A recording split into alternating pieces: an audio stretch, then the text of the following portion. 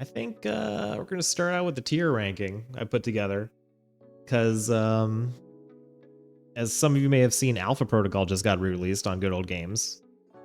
It has a lot of problems, but was very ambitious, had some great ideas, and it didn't pull all of them off. But that's okay, right? I feel like the Alpha Protocol for a generation ago was Vampire the Masquerade Bloodlines, and people still talk about that game. People still mod that game, right? Let's do shoo. Look at that. Does this look good? Bam. What about even bigger than that? What about huge? What about huge? All right, so Siphon Filter is here because I remember playing a lot. I played basically all the Siphon Filters entirely as over like one or two weekends each, because Siphon Filter, you compare it to a lot of third-person shooters, and people are like, Gabe Logan does not control that good, and in fact, his walk animate or his run animation does kind of look he just took a massive dump in his pants, and he's kind of waddling. That's kind of awkward. But there's like so many fun things in the game, like the taser or like the sniper rifle and all of the little things that lets you, like, it's not Metal Gear, and it just doesn't play that tight, and the story is completely whatever, and it's just very much like in the vein of Splinter Cell, where if you ask anybody who the main characters were, you're like, oh yeah, it's Gabe and Leon, and just the same way it's Splinter Cell, you'd be like, oh yeah, it's Grimm's daughter and Sam, right? But there's not really, the stories themselves are kind of whatever, just an excuse to string a bunch of missions together, but it's still fun.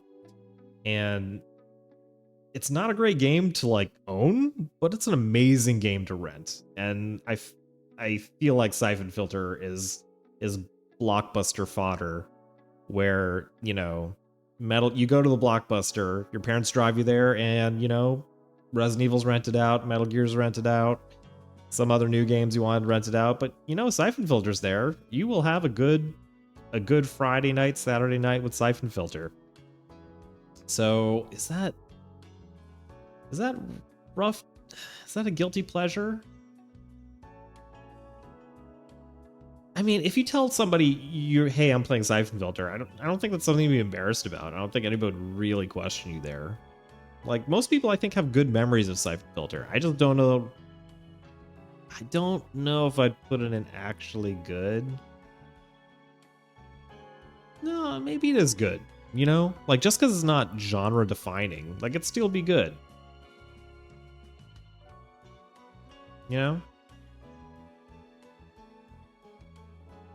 It's not top tier. It's not the freshest cheeseburger you've had, but it's like that good standby. You're not going to be disappointed, right? And there's something to be said for that kind of consistency. That consistently delivering what you say you will, that goes a long way. And it's something I think about a lot in today's game market, where there's tons of mobile game pay to win and lazy live service stuff, and like, delivering a consistent game is something you should be proud of.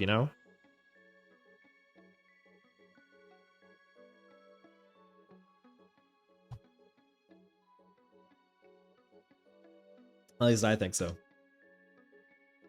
Yeah, Alpha Protocol we just talked about, but Alpha Protocol is a game that had tons of dialogue trees. The story branched in so many places.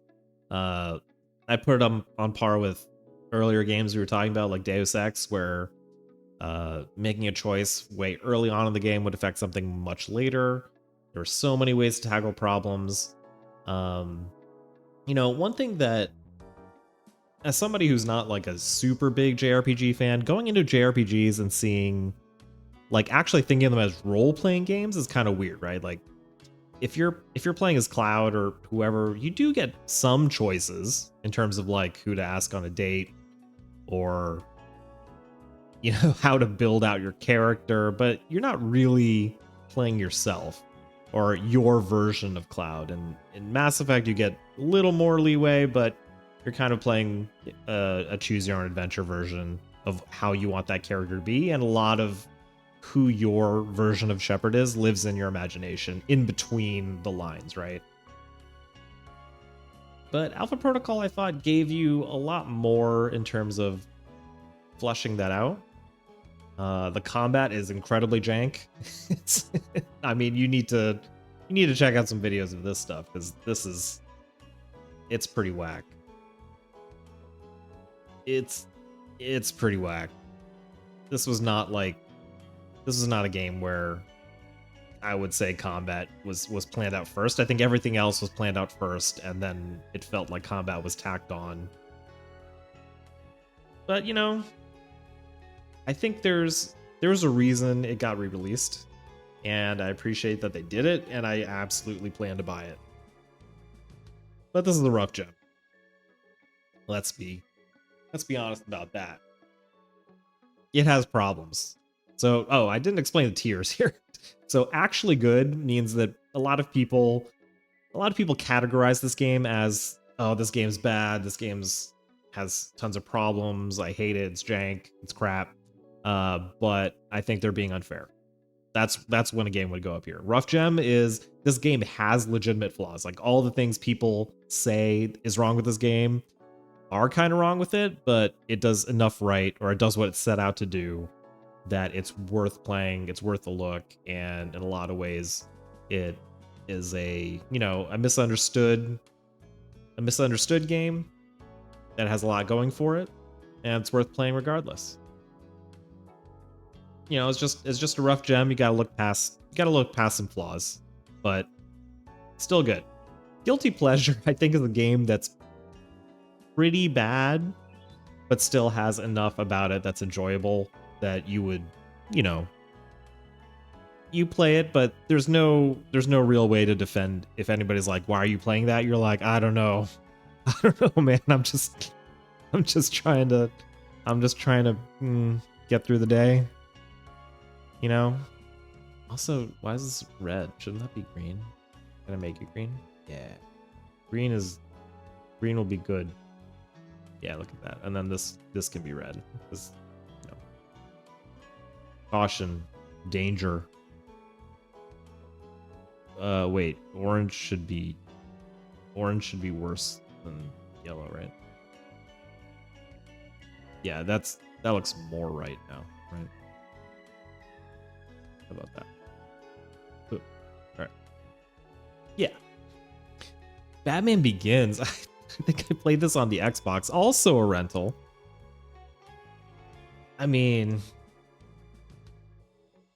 the thing is, when you play a movie license game, especially a superhero movie where they clearly were like, we want a game to be on market when this movie comes out, and in case people like it, they will throw more money at us in the form of a video game purchase.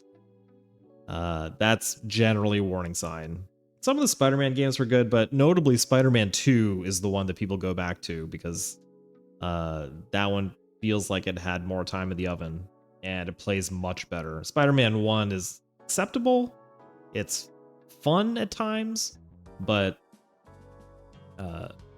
it does have that rushed movie tie-in game feel to it. Batman Begins also does, but there's also some layer to it that feels like a precursor to what would become Arkham Asylum. The combat, the fact that it deliberately encouraged you to play in a stealthy sort of way that would then affect enemy morale, basically. So it ties into that scene in Batman Begins where he's taking out all the low-level gangsters, and then the last one or two panic, and it's almost like a horror movie where you're seeing it from their perspective. And that's the thing not that many Batman games had done. And even Arkham Asylum, I feel like, didn't add that dimension to it as much as it could have. Like, when you go to Detective Vision, it's like it'll show you the heart rate and say, this dude's really scared, his heart rate's super high, but in this game it was a focus because the enemies would just be too tough, and it was basically debuffing them over and over and rewarding you for playing like Batman, the Batman in the shadows that frightens them. And that was neat. Oh, and then also the I'm pretty sure who developed it, because the Batmobile with the tumbler segments in between basically felt like they were repurposing the Burnout engine, because it felt like you were driving super fast and you were just crashing into things, and it was actually much more fun than it had any right to be. Yeah, it was published by EA. Developed by Eurocom. What did they make? Wow. They made James Bond Jr. for the NES? The DOS port of Super Street Fighter 2 Turbo. I played that. I was a big fan of that, honestly, though. Yeah, what else did they make? They made Predator Concrete Jungle. Yeah, they made some 007 games. They made Nightfire. I guess they did not make Burnout games. Yeah, the combat racing in that game is pretty tight.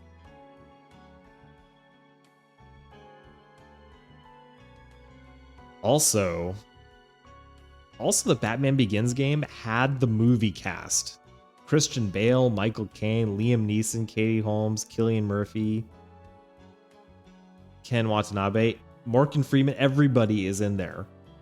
Like the entire movie cast of stars is in there, which is, you know, before that just wouldn't happen anymore, you know. I think that also happened in the Iron Man game, because that was before, you know, that was like the first big movie success. So yeah, where's the, oh yeah, the game. Yeah, Iron Man video game. Yeah, it's got the cast, I'm pretty sure. Right?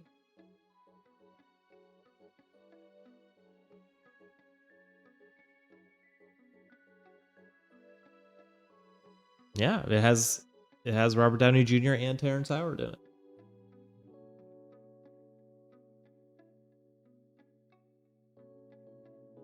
Yeah. 2008. Wow. PSP. I had a PSP port. Oh, whoops, I'm blocking my tracking.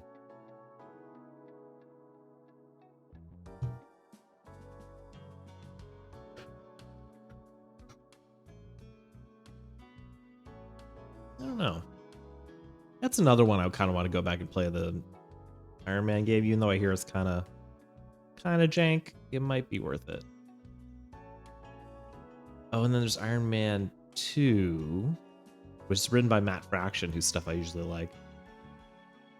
And that does not have Robert Downey Jr., but it does have Don Cheadle and Samuel L. Jackson.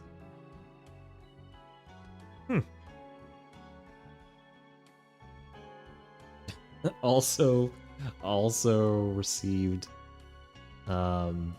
unfavorable reviews. I mean, I guess that's not that surprising. What was it, as PS3? Who developed this? Sega Studios San Francisco.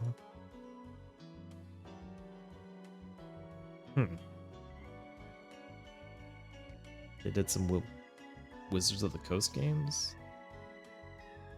Looks like they're doing a lot of movie tie-in games.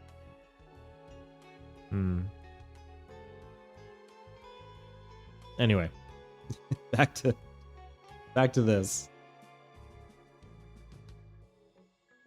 Yeah, Batman Begins. I kind of want to go back and play it, actually. What's it on? Yeah, PS2, Xbox, GameCube. I guess GameCube is the most accessible one. You just start up Dolphin or something.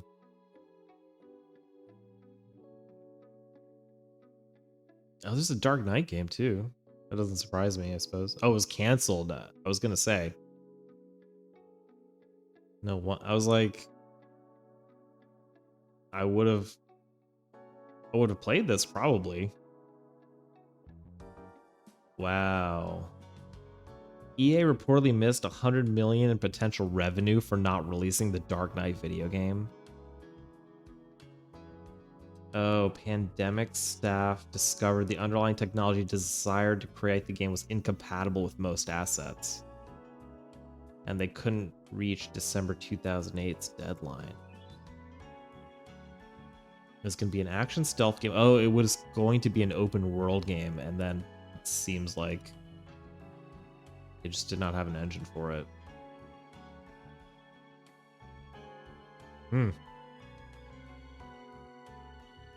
That's huge.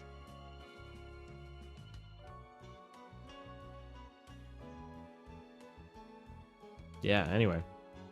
Yeah, I might pick this up on GameCube. See how it goes. Enter the Matrix. I feel a little bad putting it on this list because I did not play it that much. I think I was literally working at a GameStop at the time and was allowed to bring it home to try it out. And I played it expecting a total train wreck of a tie-in game, and it was actually not bad. So, is this a rough gem?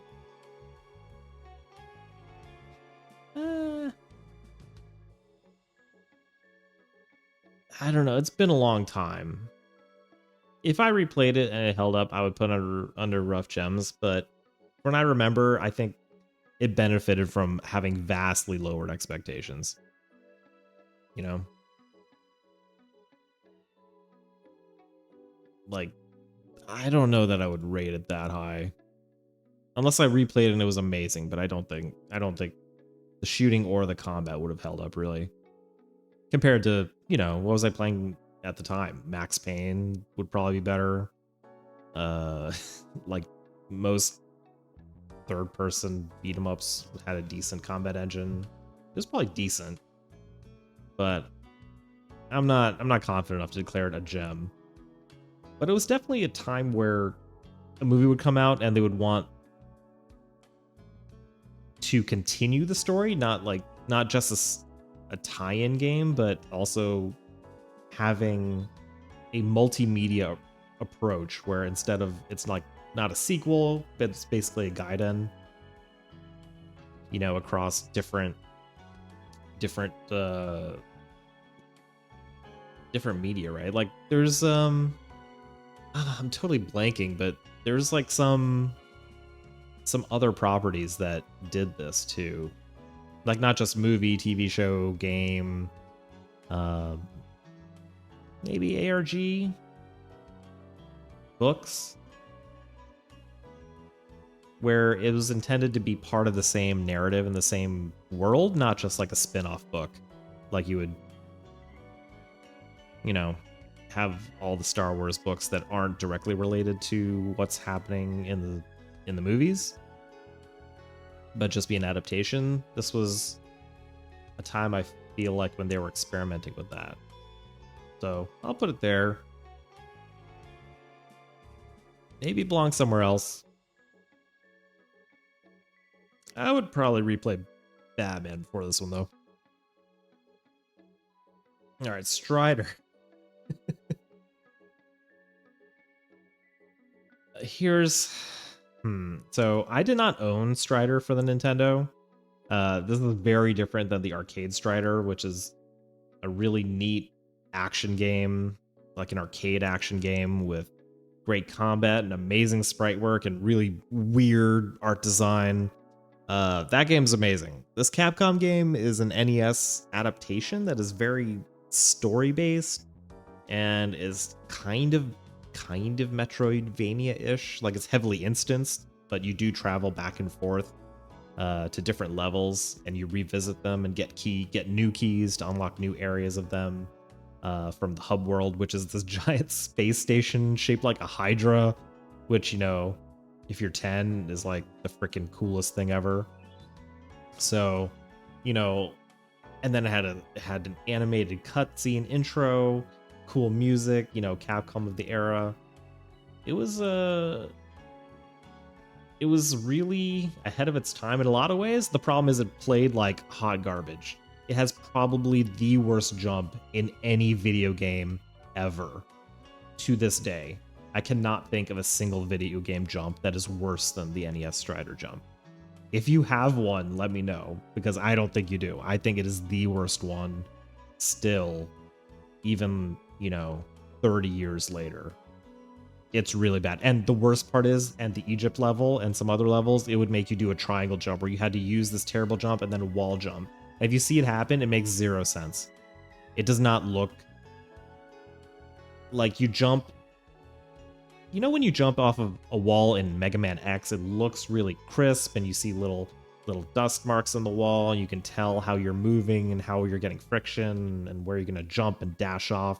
And in some games, you know, the double jump, like in Batman NES, he has a specific animation for his wall jump, and it looks really good, and you can tell, okay, here's where I grip the wall and jump off of it. The Strider one, he just like kind of like rubs against it like a slinky and then falls halfway down, but then you get a super high boost of jump halfway down the wall, and it doesn't make any sense, and it feels awful. And it's just something you have to sit there and do as a kid for 2 hours because, you know, this is just what you did. You had this game, I borrowed it from my neighbor. He's gonna ask for it back in 2 days maybe. So I really better get, you know, the value I can out of this game. So I'm going to sit here and practice this triangle jump until my mom calls me for dinner. And that's how it goes. But I have a lot of fond memories of it. It's also really good to speedrun, actually. If you need a retro game that you want to learn how to speedrun, go check out the GDQ from, it must be at least like 5 years ago now. But there's just a bunch of really cool, easy tricks that you can use to completely sequence break this game, and it's a really, really, really good first intro to completely breaking a game, like a retro NES game, for speedrunning. And just with like half hour's worth of futzing around and work, you can do some really cool glitches and get a time that's, you know, completely outside of what the developers ever intended. So it is really good for that. So, but if I put this, you know, when you say you have a bunch of your favorite games and you're just like, you know, putting them on a computer to be like, hey, I'm gonna play these for later. And there's always some games that if somebody saw me do it, they'd be like, really, dude, Strider? NES Strider? I'd be like, yeah. I don't have a good reason. You know this is not good. You know this is not a good one, but we got it here anyway. Simon's Quest, though, I will go to the mat for Simon's Quest. I think because I really like platformers, and so games like Legend of Zelda 1 weren't really exciting for me because I didn't like the way they played. Games like, you know, we could just do these two together. These two Metroidvania action RPG platformer, whatever you want to call them.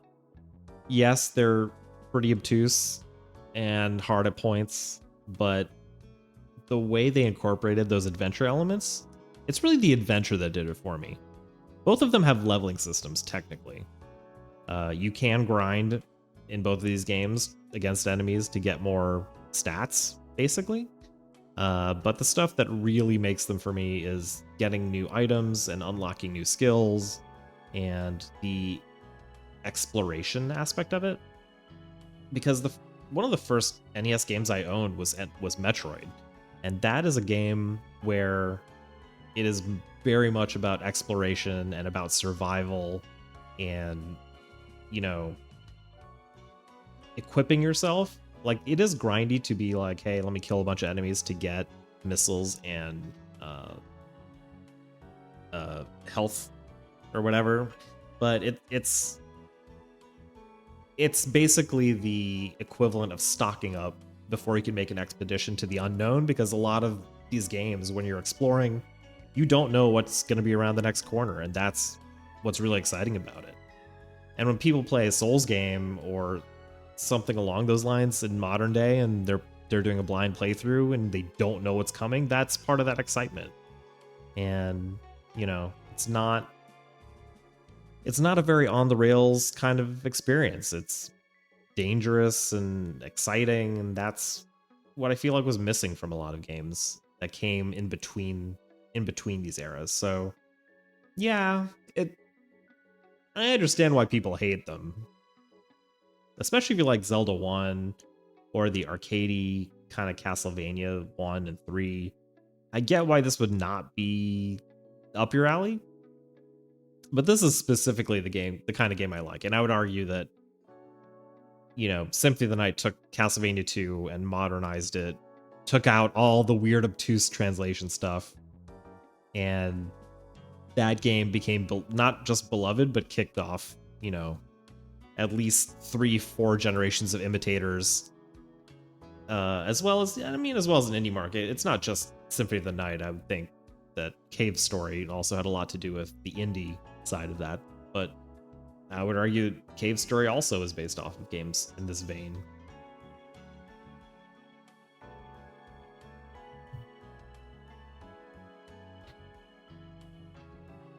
Let's keep going with retro games like Dick Tracy. I was really into Dick Tracy because of the movie. And this game is absolutely brutal. It has an overworld that you drive around, kind of like the Ninja Turtles NES game.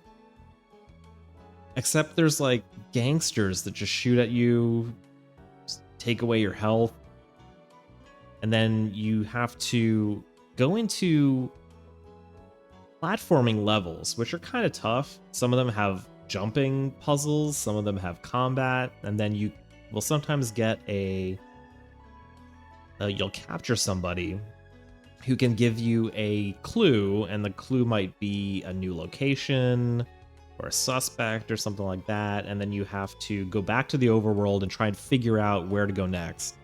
And so it's a bizarre combination of like detective work and action, and I kind of respect that.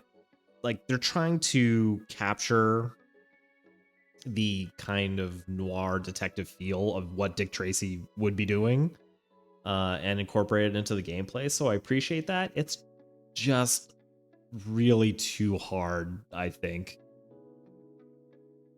Like, I don't know, you would have to play it. I played this game a lot, and it is not forgiving, and I got pretty far in it, but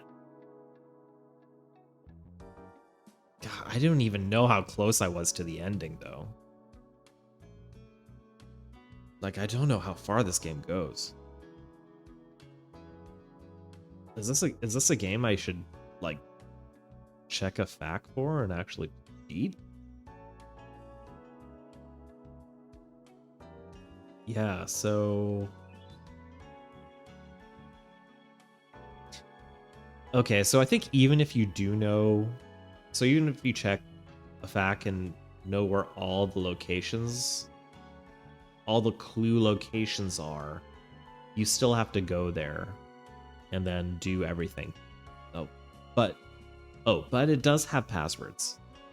So I think once you beat a case, you do get to continue from that case. But I think I'm not going to put it that high. I don't think I can put it that high. This thing's like,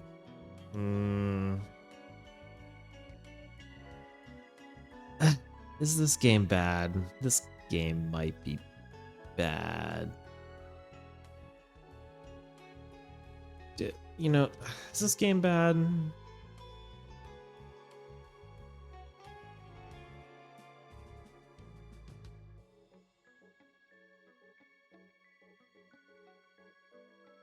Yeah, check out that title screen though. Come on. That's cool.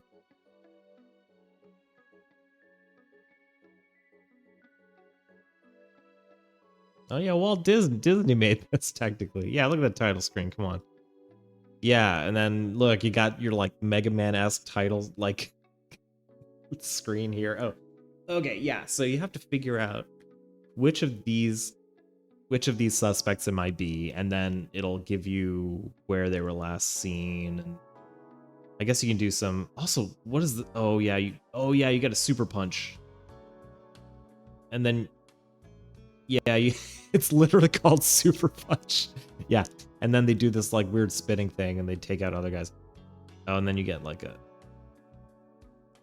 and then you get hearts.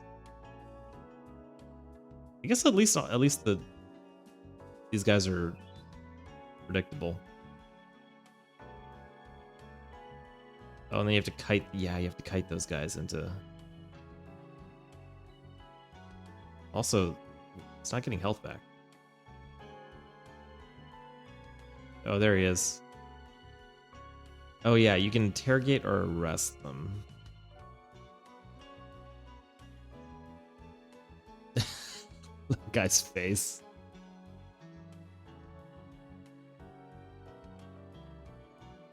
Yeah, and then you've got to make it to the next area without losing all your health.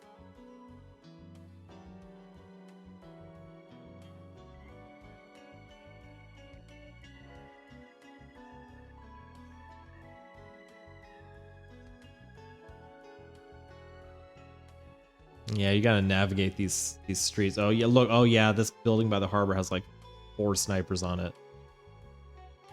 Then you gotta do that. Oh yeah, see, look, they're wrecking him. Yeah, just gotta clear him out. I do think they respawn though.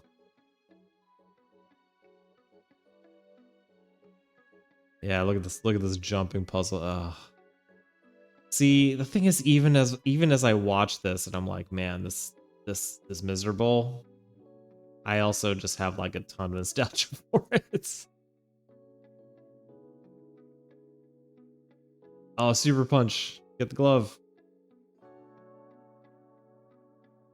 Yes, 10 super punch. Yeah.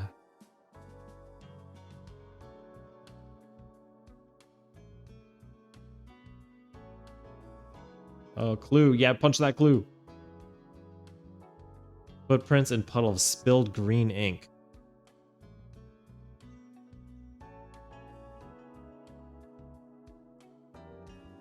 Oh yeah. Imagine falling in the drink over and over again.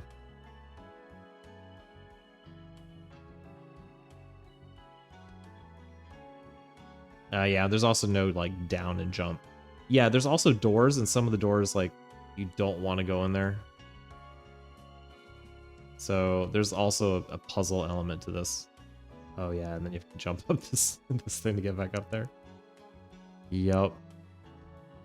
Oh yeah, and there's a car chase sequence. Then you have to do that. That is another warehouse. Yeah, okay. Yeah.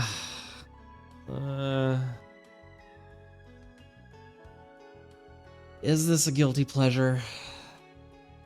Or no, I think it's just nostalgia glasses. If I call this a guilty pleasure, I think I'm giving it too much of the benefit of the doubt.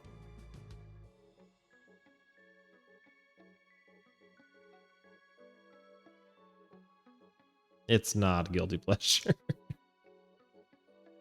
It's just not.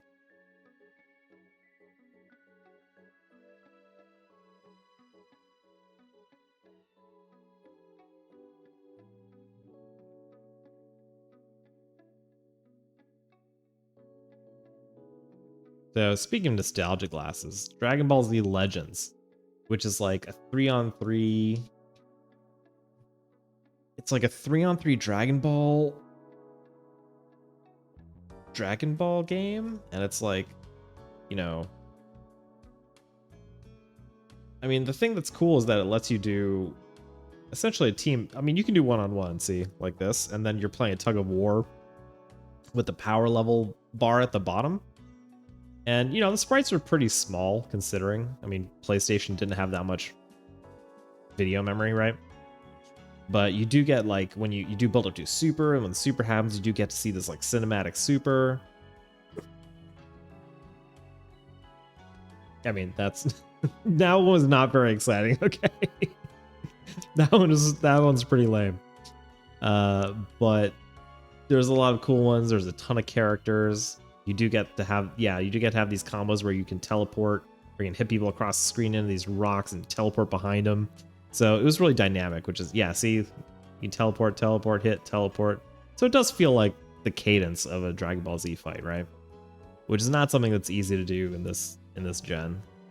Does he get another super? Oof. Come on, Piccolo. Oh, he's gonna do the same one, isn't he? It's gonna be like boop. Boop. Wow. And he goes flying. Alright, let's see. There must be a better super we can show. Oh, he has Kaioken? What is it? Oh, it's Kamehameha? Yeah, and then he has his Spirit Bomb as his level 3 or whatever. Or is that his finisher? Yeah. See, yeah, this is kind... I mean, it's really cool when you're doing 3-on-3. That's like genuinely cool. Yeah, see, look. Teleport, teleport, teleport.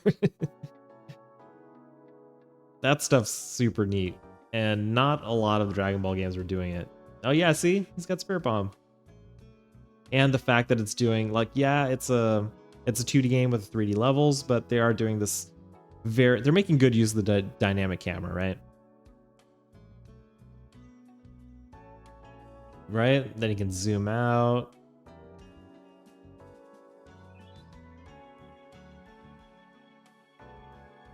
Oh my god! Spirit Bomb.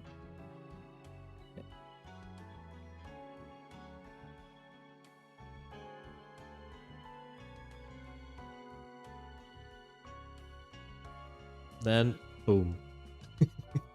He goes flying. Yeah, so that game has a lot of genuine problems. It's kind of... It's got a lot of charm. It's got a lot of genuine charm. The fact that it even attempts to do 3-on-3 in a single...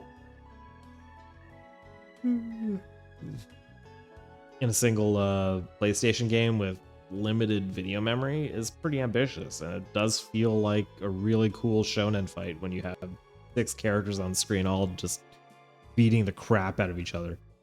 So, DBZ Legends, I definitely like it still, because its competition was Ultimate Battle and stuff like that. It wasn't really into what I guess is the heyday of Budokai and a lot of the more modern Dragon Ball fighters, especially, I mean, now that Dragon Ball FighterZ has been out for, 6 years now, it's basically the Dragon Ball game everybody had been hoping for 20 years. And it's going to be tough to beat it. But for the time, it was pretty good.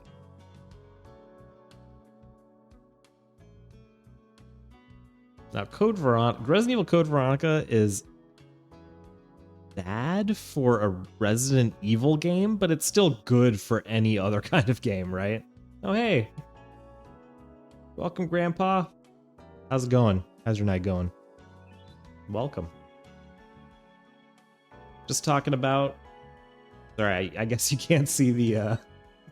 I guess you can't see the titles. Maybe... Oh, the titles, I guess, on the top, but it's bad games that I think have a lot going for them, or like what's the worst game that I still enjoy. And if you have suggestions, I'd always love to hear them. But I was saying Code Veronica is it's bad for Resident Evil game, but I still think that makes it a good game. So I have a soft spot for it, but I wouldn't put it up there with Resident Evil Remake, Resident Evil 2, Resident Evil 3. It's still there. And same Resident Evil 0. Right? Even Resident Evil 0 is not nearly as good as Resident Evil Remake for the GameCube and the HD versions, but it's still pretty good. And you might say, okay, well, the best part is the first area in Resident Evil 0, right? Where it's the train area, much like the train I'm on right now. Huh. But it's also true that for basically every Resident Evil game, the starting area is the best one, right? The mansion in RE1 is the best area in RE1. The police station in RE2 is the coolest area in RE2. Resident Evil 3, the city, police station again. Resident Evil 4. Resident Evil 4. What's the best part of Resident Evil 4? Is it the castle? Everyone remembers the village because it's got that great set piece, right? Where the villagers all box in Leon and the chainsaw guy comes, and so I think there's an argument that the village is the best part of Resident Evil 4. The village is probably the best part of Resident Evil 5, where it starts in the town. Later on, it's like underground caves, which is okay, I guess. The facility, which is okay, I guess. But I think for most RE games, the best part is the first area.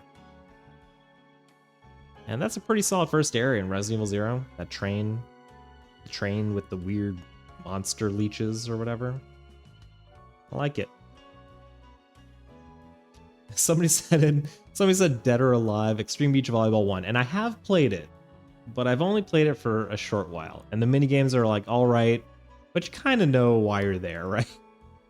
So I have a tough time ranking it above Guilty Pleasures. Like, it does have like social links. I wouldn't necessarily call it dating sims. I think you're just doing the mini games to get presence, right? To increase your social ranking. So I wouldn't say it's like actually a dating sim mechanic where it's more complicated than that. But in terms of like mini games and graphics, fan service, I'd say it's there. It's a guilty pleasure, right? I wouldn't say it's like a rough gem where it's like a misunderstood masterpiece. And I think that's pretty fair, right? Deadly Premonition. Everybody mentions this, right? Because the gameplay is jank and the sound design is jank and the graphics are jank and dialogue is bizarre. But I think it might be good. I mean, the most damning thing you could say about it is that it's really derivative of Twin Peaks, which it really is. And I don't really care for the ending. I like the weird, goofy stuff more than I like the dark, supernatural stuff. But,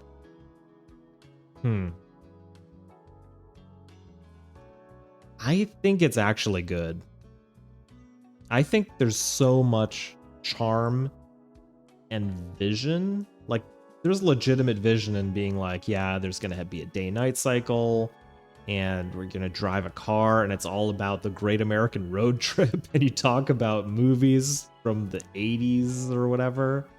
Like, Swery knows what he wants to do, and he did it. And I don't think the game would have been better with better combat or better graphics. I think it's fine as it is. I think it's great. I think there's a reason people still play it. I think there's a reason people still recommend it. I think there's a reason it sticks with you. It's deadly. It's deadly P. It's FK and the coffee. You know what it is. Come on. A+. Well, A-. It's up there. I still need to play the sequel. And it's out on PC now, so hopefully it will not run like absolute doo-doo. I will give it a shot.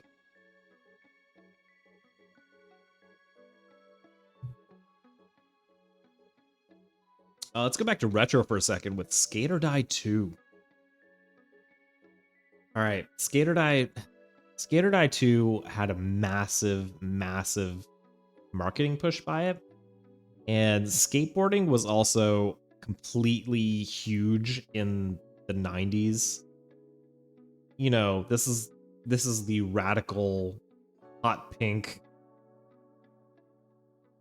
skateboarding era of, you know, skate ninjas and all of that stuff, right?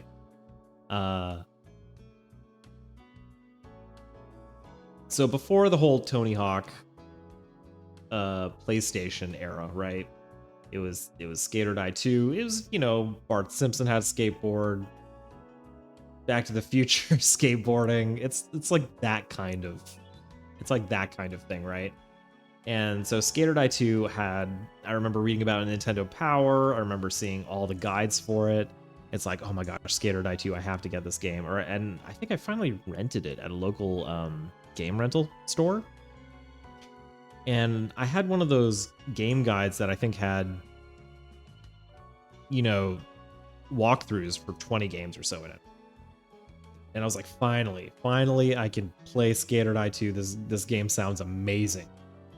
And I guess what it was going for is almost an open world in that you go through a mall and you do weird like side quests and mini games in this mall, and eventually if you do enough side quests you get the opportunity to ride the skateboard on a half pipe.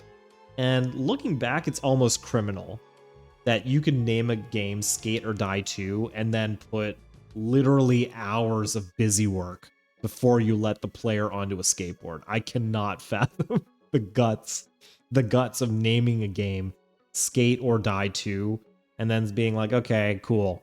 Here, go work at the mall and just hope someday you will be able to touch a skateboard. There's just like the audacity of it, right? Can you imagine like starting up Doom and it's just overcooked and you have to just serve food for 2 hours before they're like, okay, here's a shotgun with 3 bullets in it. And then when you shoot those 3 bullets and then die, you can go back to farming. You can go back to farming money by serving these customers pizza. And maybe someday we'll let you touch the skateboard again. This is so weird. It's so weird that they made games like this. I guess you have to... I mean, I guess they were padding it, or maybe they wanted the game to appear more vast than it really was by having there be this whole mall. And like, I barely remember I barely remember what happened in this game, but I remember, look, there's a mall. See, look, he's walking around a mall. The search for Double Trouble. I don't even, is Double Trouble the name of the skate? Oh, is that the name of the skateboard and you have to like buy the coolest skateboard? Okay, so start is adventure mode. Oh God. Oh no, Lester. Oh right. Yeah, so you have to find Lester or something, right? Thanks, Electronic Arts. Electronic farts. Got him. Oh yeah, Rodney. Yeah, Rodney had the skateboard store, and I think he had to save up money to buy skateboards from him. There's Lester. Yeah, so I guess you have to find to learn the tricks. Oh, he's Rodney's son. Oh, it's literally just Ariel. Just Ariel. CJ. Oh no. Oh no, Ice Pick. Please. Oh, look at this Captain N looking dude. He is definitely the game master.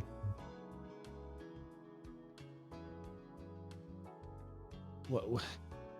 Man, they're really pouring it on thick. Oh, it's Poseur. Splat. Oh, did they run over the dog? What the heck? Oh, skateboarding. Skateboarding is outlawed. Yeah. Oh, yeah. See? Oh, you have to collect the tacos. Yeah, and then there's paint. Yeah, so I mean, you do get the skateboard around, kind of, but like, look at this. Oh, yeah. So you run into him, and then you can trade him tacos and fries for like a better skateboard. See? So you're kind of like farming for materials, and eventually you might get the ones you need if he randomly runs into you and you have the ones that you. Oh yeah, and CDs. Yeah, see, this is your currency: tacos, tapes, fries, and CDs.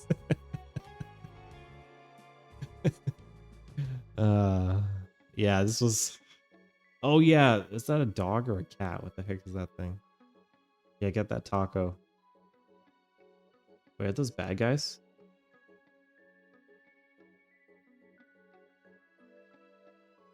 Yeah, I think those are bad guys. Do you have to shoot them with paintballs or something? What the heck? Is she throwing hot dogs? Is this is this Glizzy Overdrive? Oh. Yeah. Oh my god, what happened to her? Time to jam on down low. Oh yeah. So look, he's done all this. The mayor says you ain't got permit, blah blah blah. Okay. Right. Wumpus World. Look, he hasn't made it to the half pipe yet. We're like 20 minutes in. Oh no, you go to the boardwalk. At least there's a new area. I mean, what the heck is that thing? Oh, is it trash?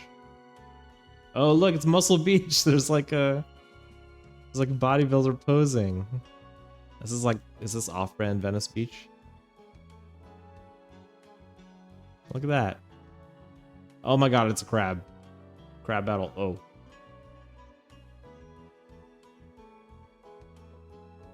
Yeah, so most of the game you're just wandering around like this. And like hoping you can farm enough tacos and glizzies to get the next level of skateboard before a seagull kills you.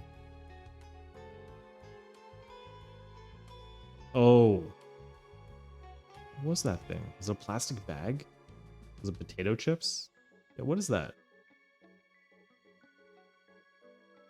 That's unclear. Yeah, this is absolutely mysterious, but you know what? That's a bad game. We're gonna call that a bad game. Sorry. Sorry. Resonance of I'm not a JRPG expert, but I played Resonance of Fate and I thought it was good. It had weird slow motion gun backflips, and I know in an RPG that's not traditional. It had kind of like its cutscenes were pretty indie movie, which is weird. But I can kind of dig it over incredibly verbose anime cutscenes at times. Like it was doing something really different. Yeah, and they did not really explain the story, and a lot of it's just kind of to your imagination. I don't know if they were looking for like David Lynch kind of thing, or a Dark Souls thing where it's like, hey, you can kind of piece together what's happening or what these characters want or what they're doing. We're just not going to explain it to you. But I did like the themes in the sense that it's like a literal class system where people on lower tiers of this vertical city, like imagine Midgard, but in FF7 just keeps going, right? And people on the lower tiers things get worse and worse, and the higher tiers, people are living in decadence, and the people on the higher tiers just kind of contract you to do their busy work. I mean, it's more or less gig economy nonsense, right? Where somebody who has too much money is like, hey, I think it would be really cool if you guys went to this dungeon and fought all these monsters to get this random trinket from the end, because it would look great on my mantle next to my crystal chandelier. And it's like kind of infuriating, and the main characters basically have to suck it up. And then there's like a church that's, you know, not necessarily evil, but not super great. And then some people within this bizarre clergy are evil, but maybe their plans, though nefarious, are well intentioned, and you know, who knows. It is a game where I got to the last boss and died. But then if you die at the last boss, you have to do the last dungeon over again, including all the sub bosses. And I was like kind of bummed out by that. So I was like, yeah, you know, I'll get back to this, and I never did. But it has come out in HD re-release, which I did buy. So at some point, I will actually get back to this game. I promise. Macross VFX 2 is a game I imported, and I liked it a lot, and it plays, I think, kind of like a really jank Ace Combat. It does not really want to be a flight sim, so it's very easy to play, but it's also not an arcade game. So it always turns on chase camera, so you can always see your target, and then you basically spend most of your time slowly turning to face your target, and then eventually lock onto it. And that all is kind of boring. But after you do that, you get to lock on and shoot like a million Macross style missiles at your enemy, which just flurry at them and look super cool. And that's awesome, and it feels awesome. And you get to pick all the different cool Macross planes, like the YF-22 and they have the base one, the Valkyrie, I think, the main one. What's the other one? What's the other main plane?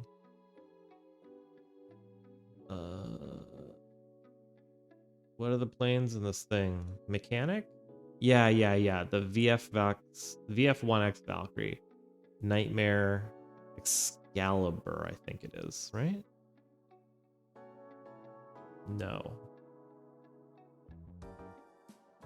Yes. Oh, yes. VF-22 Sturmvogel. Yeah, what's the other one?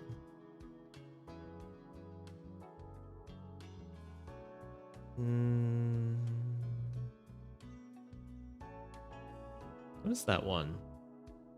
Nightmare? No.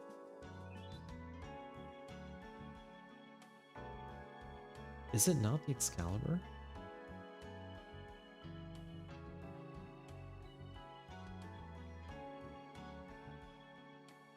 Is this not the one from Macross Plus?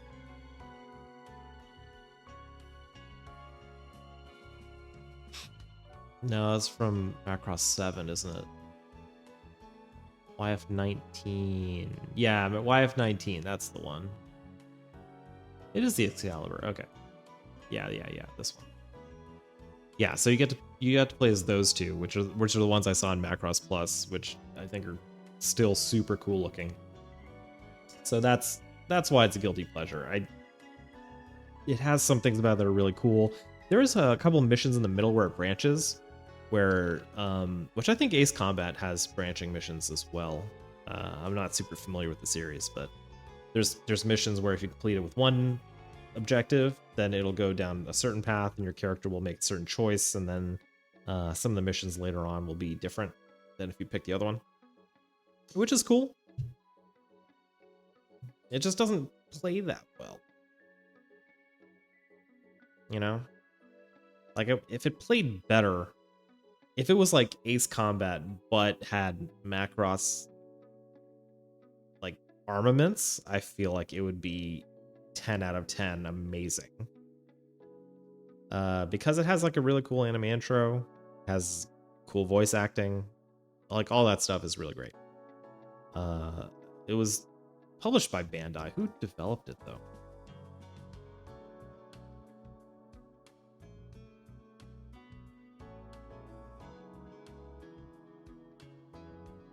Unit. Yeah, animated scenes were by Gonzo.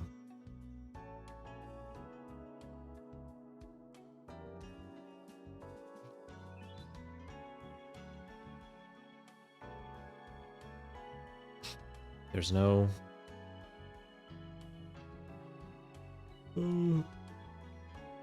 Yeah, Bandai Visual published it, but I don't know who... No, not Unity. Unit.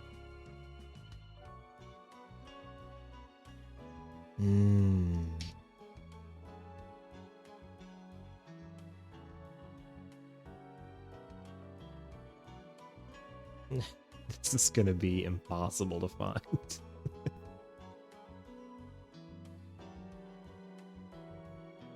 Yeah, there's no way I can find. There's no way I can find them.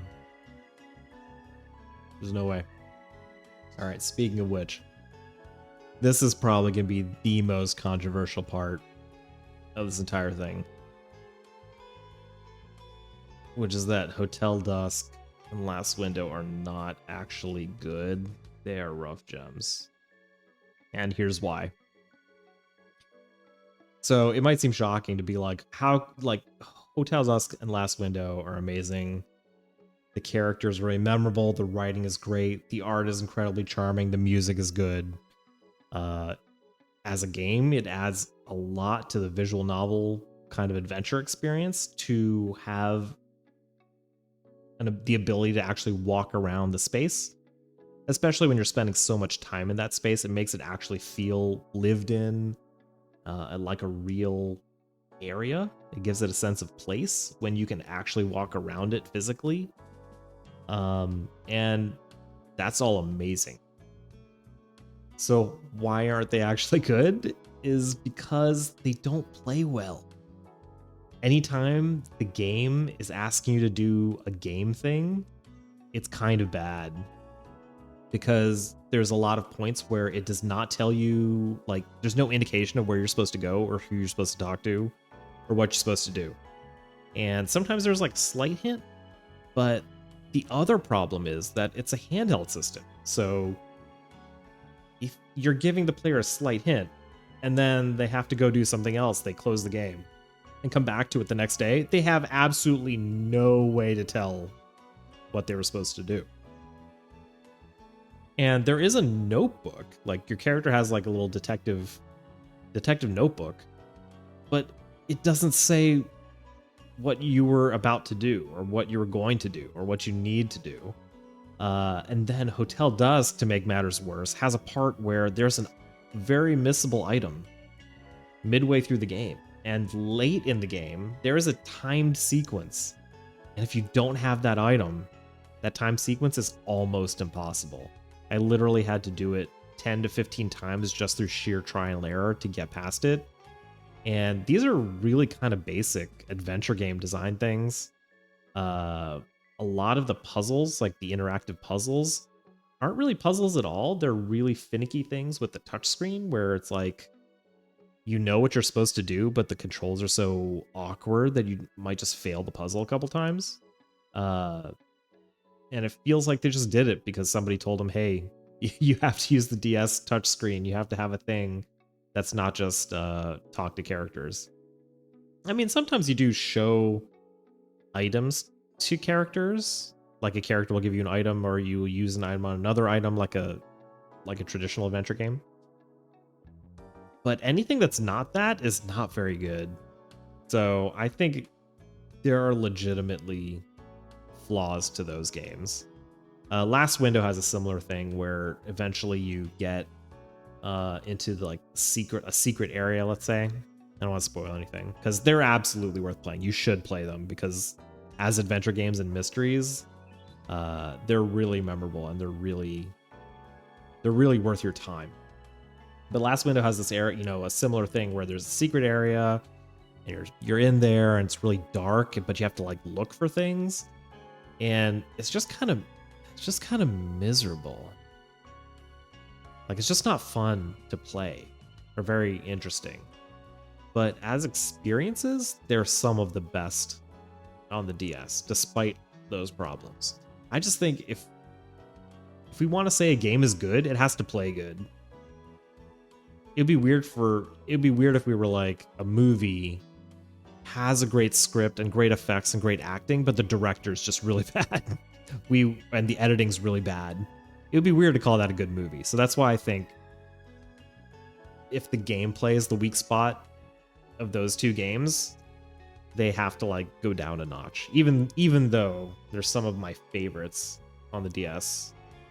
I mean, if not my favorite. Like, I really like Phoenix Wright, and I would put these two games above Phoenix Wright for me, just because of the quality and the presentation of everything else. It just makes up for it.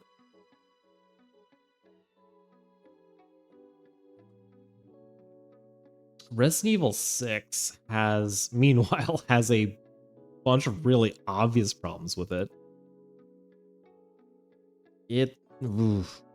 That campaign is bad. The thing is, though, I feel like all the problems, well, not all the problems, most of the problems I had with the campaign could be fixed with mods that would tune the ammo drops. There are some set pieces that don't land, especially in Chris and Piers' part, which I think is the worst campaign. But we should give credit. RE6 had a tall order in terms of, you had all these beloved characters returning. You have Leon coming back and Chris coming back. And then they introduced two new characters, Jake and Sherry. And as these new upstarts, it could have been really easy for them to just be completely unlikable and just shoved in the player's face and, have it just be like, hey, here's the new heroes. Hope you like them. And then nobody liked them. But I think they both end up really good. Like, they're just really good foils for each other. Sherry, who was kind of like a non-character, she was basically the Newt to Claire Redfield's Ripley. She comes back and she's cool. She's got a good contrast to Jake, who's the devil may care mercenary who's only in it for the money and doesn't really care about anyone or anything. They both somehow kind of manage to charm the player despite all odds, despite all the problems with the campaign. So it's kind of a bummer we didn't see more of them. But there were some genuinely good parts, especially in Jake and Sherry's campaign had some pretty decent parts, and then Leon and Helena's campaign were really the closest to what the game should have been. So there's not that much wrong with it. There's not that much wrong with it. And also, let's also keep in mind, like Metal Gear Solid 5, the technicals of the way the engine plays is outstanding. It is legitimately, like when you play RE6 Mercenaries, it is legitimately the best the Mercenaries has ever played. Period. Like, it's hard to even compare RE4's Mercenaries to RE6, because RE4's is kind of a score attack mode, and RE6 is a complete melee ranged combat system with resource management in terms of stamina and ammo and melee invincibility and iframes, and it's built on RE4 Mercenaries and RE5 Mercenaries, both of which are great, and now it's like the best it's ever been. So you really can't fault it for that. It is very good at that. Sonic Adventure 1 is a game a lot of people hate, though. But really, what's wrong with it? What's wrong with Sonic Adventure 1? Sonic Adventure 1 is great. The camera will kill you. the camera is the true enemy. Dr. Eggman could retire and the camera would be putting in work. Let's be real. I'm not gonna lie to you. the camera will sometimes wig out and you will die.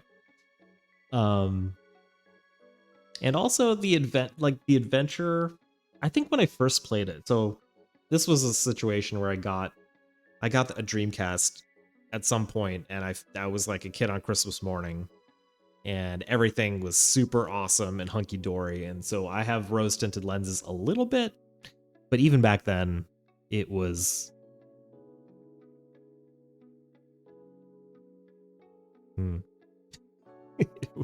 Even back then, when I was playing those adventure zones, I felt a little bit like they were trying to pad things out, you know?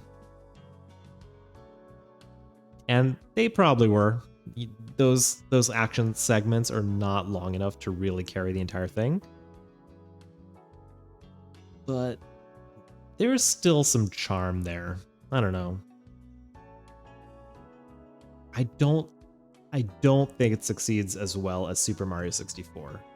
I'm not gonna lie. And I say that as somebody who did not have an N64, who did not play Super Mario 64 very much, and does not have a lot of fond memories of Mario 64. I feel like Mario 64's in-between zones are more memorable.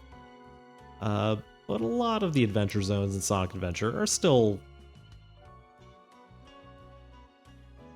well put together, not well designed. I'm not going to go that far. They're not well designed, but they are kind of atmospheric. They're kind of relaxing. They do add a little bit of like color to the whole experience. And chows, if you like raising chows. I feel like I'm more amenable to raising a chow now than back then, because back then I was not about to put a Tamagotchi in a VMU and deal with that. Absolutely not. But these days I might. Honestly, the main thing I would want to change is the battery, because I am not about to buy VMU batteries every couple of weeks. Those things get expensive.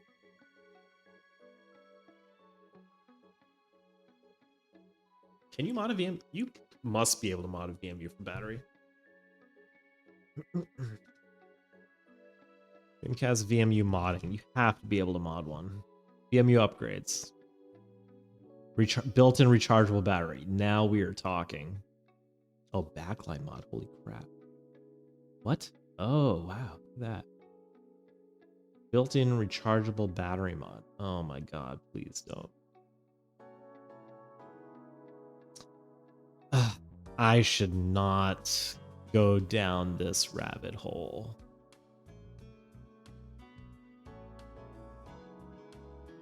I don't think I even have a working Dreamcast anymore.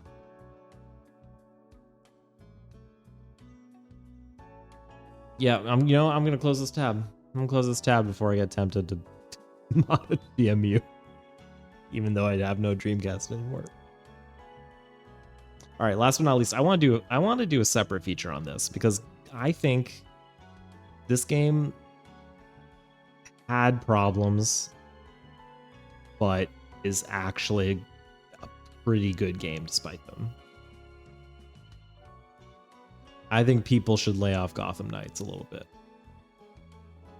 because it isn't trying to be Arkham, and it's kind of punished by the success of a bunch of fantastic Arkham games that all play brilliantly, and it is trying to do something else, an action RPG, right? A looter shooter, looter brawler. But it's legitimate to say that the brawler components and the RPG components and the stealth action components don't all actually work as well as they should have if they wanted to make a gameplay loop and a live service game and a battle pass and a microtransaction store. And I say that as somebody who wishes it were Warframe or Batframe. But you do need to make the game a little bit more fun in order to justify having the player go through those loops that many times. But I'm not opposed to the idea that you could do that. I think, and especially because the cosmetics in this game are outstanding. But you need, honestly, you need to have gear be more broken and have more in effect, because nobody is going to want to grind for a while and then get fire +2 batarangs to fire +3 batarangs. That's really just lame. Especially in a game that's pure co-op. If there's one lesson you should take away from Warframe, is that when your game is purely co-op and there's no PvP, you should make things broken. You should make things do 1,000,000 damage. You should make things quad crit for 16x. And if it's busted and things get out of control, you know what? Just keep ramping the enemies up. Put more armor on the enemies. Because as the game is currently, they would level up the enemies, and then, you know, I felt like my own abilities weren't leveling up quite as fast, and then all of a sudden the enemies were way tougher, and I didn't have anything I could really make super busted. I mean, maybe I didn't look into it close enough, but I'm in the middle of playing it on PC with mods, and I probably will stream that too, because I think mods do quite a bit to fix the game. Yeah, and I don't know, it's pretty fun. And probably the main thing that was missing from Arkham is that at no point during the Arkham games did I really feel like I cared about the story that much. I think Arkham has some amazing set pieces in the first Arkham game, and Arkham Knight with the Joker. Like, those are great cinematic, theatrical set pieces that look great. But it's a little bit of a roller coaster in terms of, you know, here's a ride that's really exciting and fun the first time. But Gotham Knights has a lot more character moments that feel true to how those characters interact in the comic books, and it really feels satisfying in a way that Arkham didn't really use the extended supporting cast very well. I mean, it wasn't designed to be that kind of game. It was designed to be a solo Batman game. But Gotham Knights works really well as an ensemble game, and even the fact that Batman is absent doesn't make as big an impact because all the supporting cast gets their time to shine. And honestly, that's what I've been asking for, you know, since I've been reading Batman comics, honestly. I always felt there was more room to have those, not just characters take center stage, but have those relationships be center stage, right? It's not, you not just deal with like the Batman, you know, solo Dark Knight, I'm the vengeance deal, and not just Batman as a mentor, but have these characters who are siblings and big brothers and all these things sort of come into the forefront and explore new angles of that stuff. And Gotham Knights does that really well. I haven't got to the end of it, so the ending could just go off the rails and disappoint me, but I don't know.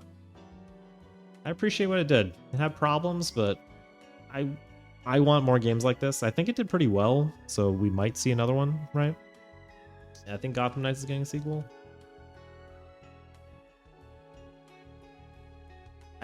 I honestly, this is maybe a hot take, but I do hope they actually commit to the live service and make a full-fledged live service game that is worth playing over and over again to get more cosmetics. You know?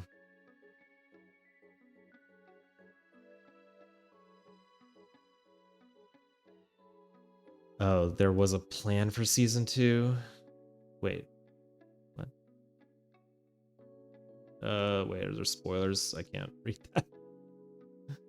I'm not reading it. There's spoilers, man. Spoilers. All right. I'm gonna quit there. Now that we're done, next time I will probably be filming the last part of Athena. Then I'll have all the footage for editing. We'll also be doing probably not a watch along.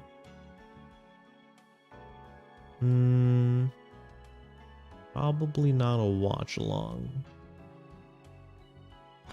I guess I'll be doing the reaction video to the drama. The Athena drama, the show. And then what else do I have going?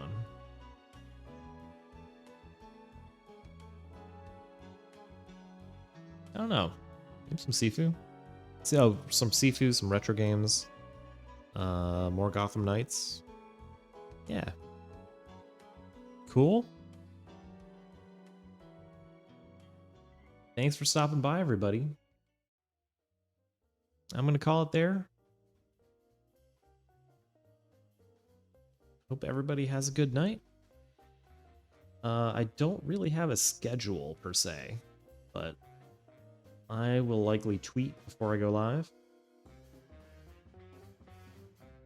And take care. Have a good night.